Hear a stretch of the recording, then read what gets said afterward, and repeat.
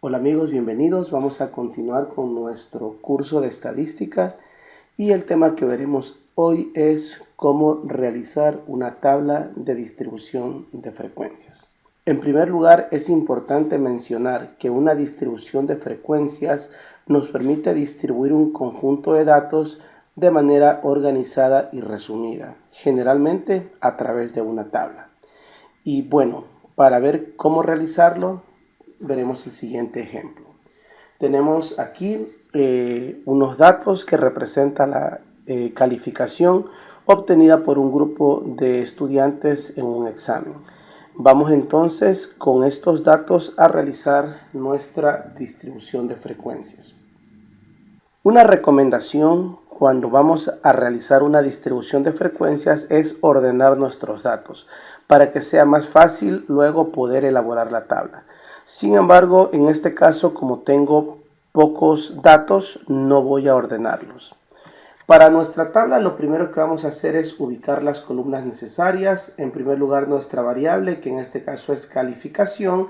En algunos textos ponen también la letra X para representar dato. Luego vamos a tener una columna F sub I, que significa frecuencia absoluta. Ahí vamos a ubicar el número de veces que se repite cada dato. Posteriormente, una columna F mayúscula sub I, que significa frecuencia acumulada. A continuación tenemos la frecuencia relativa y la frecuencia relativa acumulada. Ahora lo que debemos hacer es identificar el menor de nuestros datos, pues queremos tenerlos o presentarlos de manera organizada. Nuestro menor dato es el número 5, así que lo vamos a ubicar aquí en la columna correspondiente y voy a contar cuántos 5 hay. Tengo 1, 2, tengo 3 números 5. Por lo tanto, pongo el número 5 en calificación y en frecuencia absoluta pongo el número 3, lo cual me indica que tengo 3 veces el número 5. Lo mismo tengo que hacer con los demás números. El número 6 se repite 5 veces, el número 7 9 veces y así sucesivamente hasta llegar al número 10, que como podemos observar en la tabla superior se repite 2 veces. Para la siguiente columna, la de las frecuencias acumuladas, lo que haremos es ir sumando los datos fila por fila de la frecuencia absoluta. En primer lugar, el número 3 lo copio acá porque no tengo con qué sumar. Luego sumo el 3 con el 5, que me da 8, y así sucesivamente. Una forma de hacerlo más fácil es sumar el dato último de la frecuencia acumulada con el siguiente de la frecuencia absoluta. Sería 8 más 9, 17, 17 más 6, 23, 23 más 5, 28 y 28 más 2, 30. El último valor de la frecuencia acumulada debe ser igual también a la suma de los datos. Perfecto. Lo siguiente es calcular la frecuencia relativa. Para esto lo que haremos es dividir cada frecuencia absoluta para el número de datos. Para empezar, el número 3 lo dividiremos para 30. 3 dividido para 30 nos da un décimo que en formato decimal es 0,1. Y ese es el valor que colocaremos en la primera fila de las frecuencias relativas. El siguiente dato es el número 5, así que dividiremos 5 para 30. Yo voy a trabajar con 3 decimales y esto me da como resultado 0,167. Este proceso lo debo repetir para cada uno de los valores, es decir, 9 para 30, 6 para 30, 5 para 30 y 2 para 30, con lo cual he completado la columna de mis frecuencias relativas. ¿Qué significan estos valores que tenemos en la columna de las frecuencias relativas? Significa, por ejemplo, este número 3, que existe un 10% de personas que tienen una calificación o que obtuvieron una calificación de 5 en el examen. Este valor de aquí significa que un 16,7% de las personas obtuvieron una calificación de 9 en el examen. Si no puedes hacer de manera directa la transformación a formato porcentual, cada uno de estos valores deberás multiplicarlo por 100. Si multiplico 0,167 por 100, me dará 16,7%. Finalmente, vamos a sumar todos los valores de nuestras frecuencias relativas y el resultado debería ser 1. Lo que sucede es que como hemos realizado algunas aproximaciones, generalmente vamos a tener un pequeño error. En este caso, la sumatoria nos ha dado 1,001, es decir, tenemos aproximadamente un 0,1% de error. Ahora vamos a trabajar con nuestras frecuencias relativas acumuladas. El procedimiento es similar al que hemos realizado. Vamos a ir sumando todos los valores. En este caso el 0,1 lo copiamos porque no tengo con quién sumarlo. Luego 0,1 más 0,167 es 0,267. 0,267 más 0,3 es 0,567 y así sucesivamente hasta que el último valor 0,934 más 0,067 nos dará como resultado 1,01. Este valor deberá coincidir con el de la sumatoria de las frecuencias relativas. Una vez que tenemos nuestra distribución de frecuencias, podemos ya empezar a realizar algunos análisis básicos. Por ejemplo, en Ecuador, generalmente para aprobar una asignatura, la calificación mínima es de 7. Así que si realizo un corte aquí y reviso el valor de la frecuencia acumulada, podré concluir que el 26,7% de los estudiantes no han aprobado la asignatura. Este mismo análisis lo puedo ver de forma opuesta, es decir, quiero saber qué porcentaje aprobó. Entonces, como sé que el total es 1, que representa el 100%, le restaré este valor 0,267, lo cual me dará como resultado aproximadamente 0,733. Es decir, podría afirmar que el 73,3% de los estudiantes aprobaron esta asignatura. Ahora, a manera de práctica, generalmente una calificación de sobresaliente es 9 o 10. Entonces les voy a pedir que ustedes traten de determinar qué porcentaje de estudiantes obtuvo un promedio sobresaliente, es decir, un promedio mayor o igual a 9. En algunas ocasiones debemos trabajar con datos que tienen demasiados valores diferentes. Por ejemplo, si yo quiero realizar un estudio acerca de los gustos musicales de la población entre 5 y 65 años, tendré prácticamente 60 valores diferentes. Mostrar esto o presentar esto en una tabla es un poco problemático y será poco comprensible o un poco difícil de interpretar para la persona que va a recibir estos resultados. En estos casos, lo aconsejable sería crear categorías, es decir, agrupar nuestros datos.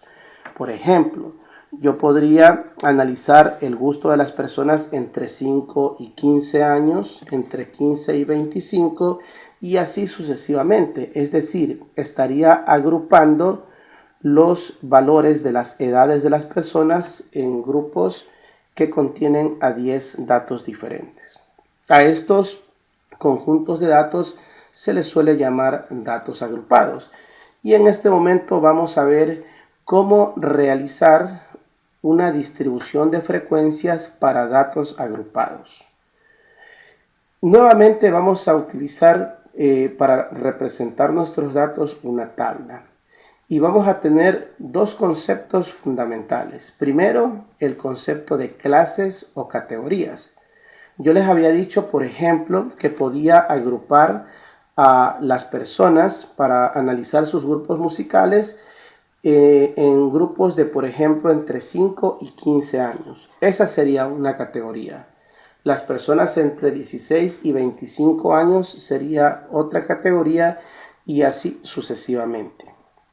Luego, supongamos que entre 5 y 15 años tengo 78 personas. Esa sería la frecuencia para toda esta clase.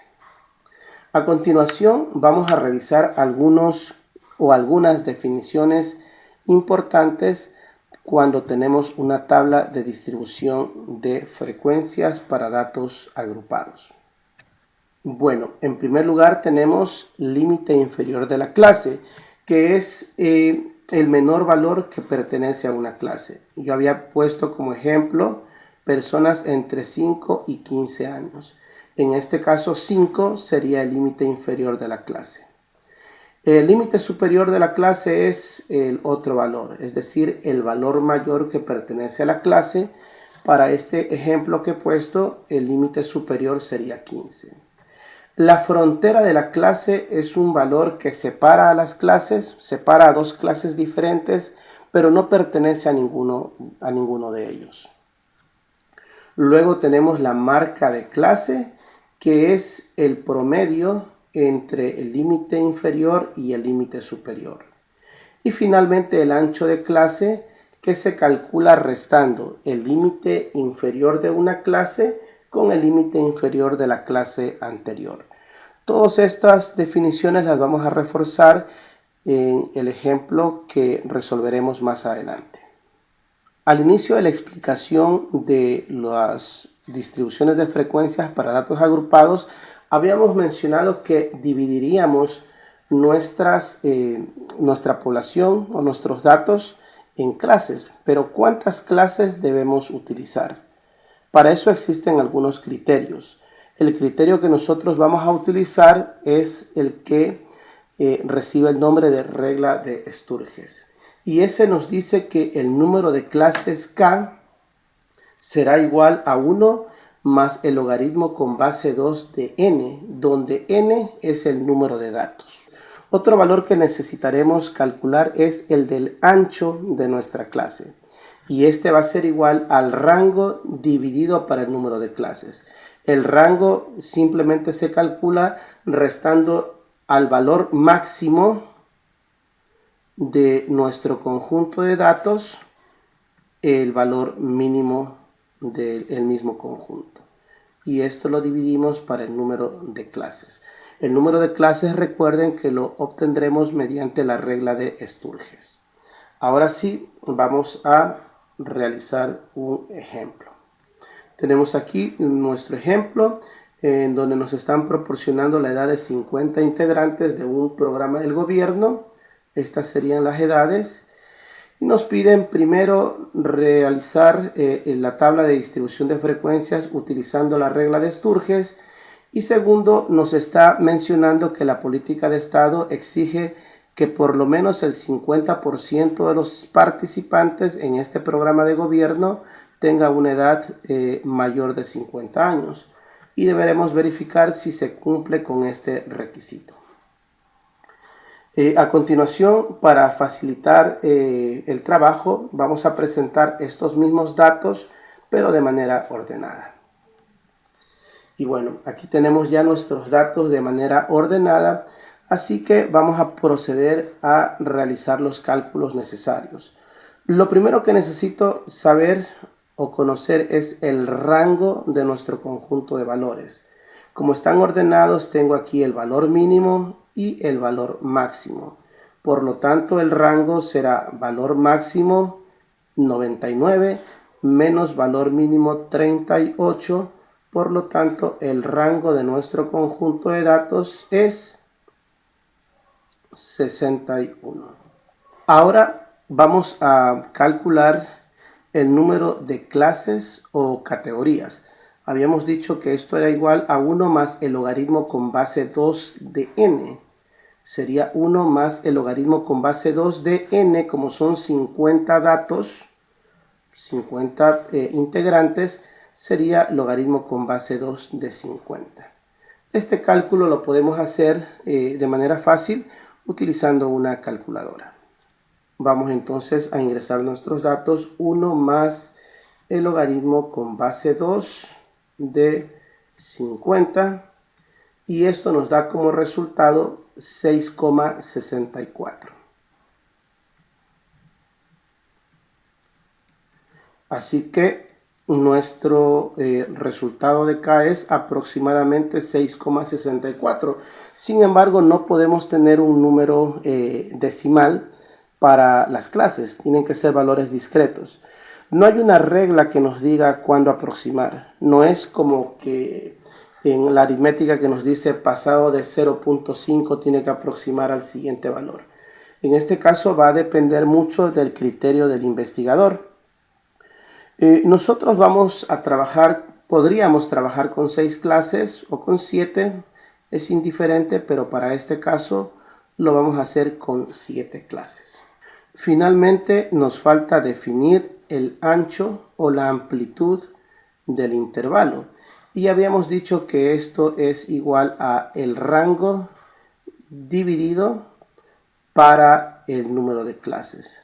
En este caso el rango es 61 y el número de clases es 7. Así que nuestra amplitud será el resultado de dividir 61 para 7. Vamos a hacerlo utilizando nuestra calculadora.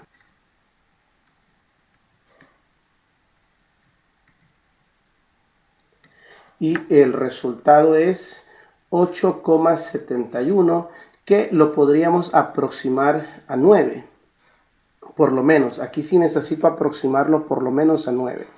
Sin embargo, existen ciertas libertades para el estadístico o para el investigador que no le dan una camisa de fuerzas, sino que le permiten tomar valores que sean fáciles para él. En este caso, en lugar de poner 9, para facilitar los resultados, o mejor dicho, para facilitar los cálculos, yo voy a definir una amplitud de 10. Alguien se preguntará, ¿es esto correcto? Por supuesto. Así que nuestra amplitud va a ser 10. Tenemos 7 clases y nuestra amplitud será 10. Recuerden que tengo un rango de 61 entre el valor menor y el valor mayor. Y si yo genero aquí clases, 7 clases con amplitud de 10, voy a tener 70 valores. Así que me voy a pasar. Si empiezo en 38, me voy a pasar del 99. Para compensar esto, generalmente lo que se hace es empezar acá un poco antes. Así que eso es lo que haremos. Entonces, miren, 7 por 10, 70. Como tengo 61, me pasaré aproximadamente con 9 valores. La mitad de eso es 4.5. Así que al 38 le restaré 4. Alguien se preguntará, ¿pude restarle 5? Por supuesto, pero como no quería que me quede un valor impar para facilitar los cálculos, simplemente le restaré el número 4. Así que 38 menos 4, 34. Y ese será el límite inferior de mi primera clase. Luego, para facilitar los cálculos, una recomendación es primero escribir los límites inferiores. A 34 le sumo 10, me da 44, le sumo 10, me da 54. Miren qué fácil que me quedó tomando la amplitud como 10. Le sigo sumando 10 hasta la última clase que me da como resultado 94. Y luego a este valor de aquí le pondré un valor inferior al límite siguiente. En este caso, como aquí tengo 44, acá le pondré 43. Si ustedes se ponen a contar, aquí arriba tengo entre 34 y 43, 10 valores diferentes. Aquí hago lo mismo, como tengo aquí 54, acá le pondré 53. Y acá igual, como tengo 94, al límite superior de la clase anterior le pondré 93. Y finalmente, yo me imagino que aquí iría el 104, por lo tanto, al límite superior de la última clase le pondré el 103. Y con eso ya tengo todas las clases para mi distribución de frecuencias. Recuerden que el valor de la izquierda es el límite inferior, el valor de la derecha es el límite superior. Si a un límite inferior le resto el límite anterior, me da como resultado la amplitud. Por ejemplo, 44 menos 34, 10, que es la amplitud o el ancho del intervalo. El siguiente valor que necesitamos calcular es la conocida como marca de clase, que generalmente se representa con la letra X o X sub i. La marca de clase se obtiene sumando el límite inferior con el límite superior y dividimos para 2. En este caso, 34 más 43 dividido para 2 me da 38.5. 44 más 53 dividido para 2, 48.5. Y si se dan cuenta, simplemente le voy sumando la amplitud 10, 10, 10, 10, 10. Por último, 94 más 103 dividido para 2 me da 98.5. Y ya tengo todas las marcas de clase. A continuación debo contar, para poder obtener las frecuencias absolutas, debo contar para cada clase cuántos valores tengo. Por ejemplo, para la primera clase deberé contar los valores entre 34 y 43. Vamos a revisar nuestros datos. Tengo aquí el 38, como está ordenado tengo el 42. Y el 44 es mayor que 43, excede a mi clase, así que ya no lo tomo en cuenta. Tengo solamente dos valores. Por lo tanto, acá ubico el número 2. Ahora veré cuántos valores tengo entre 44 y 53. Tengo 44, 47, 51, 51, 51 y el 54 se pasa, así que simplemente tengo 1, 2, 3, 4, 5 valores, así que ese valor lo ubicaré frente a la clase. El mismo procedimiento debo realizarlo hasta el final y ya en la última clase tengo que revisar cuántos valores tengo entre 94 y 103. Verifico mis datos.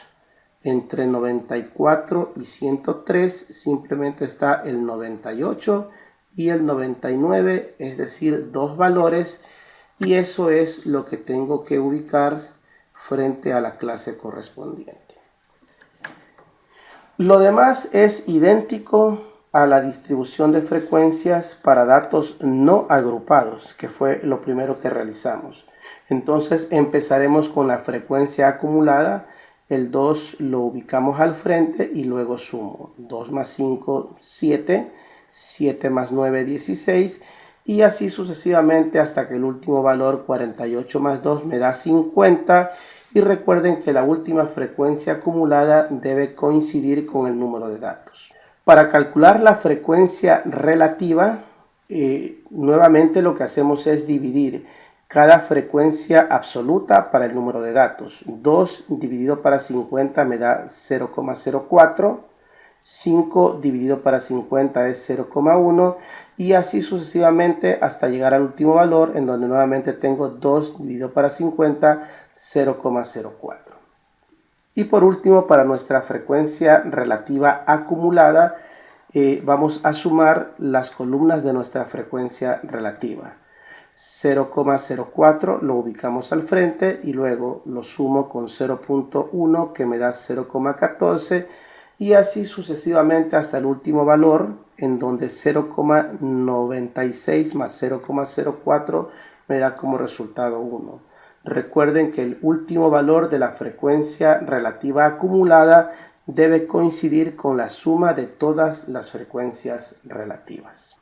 Perfecto, hasta ahí tenemos ya nuestra distribución de frecuencias, pero recuerden que ese era solamente el literal A, que lo hemos completado.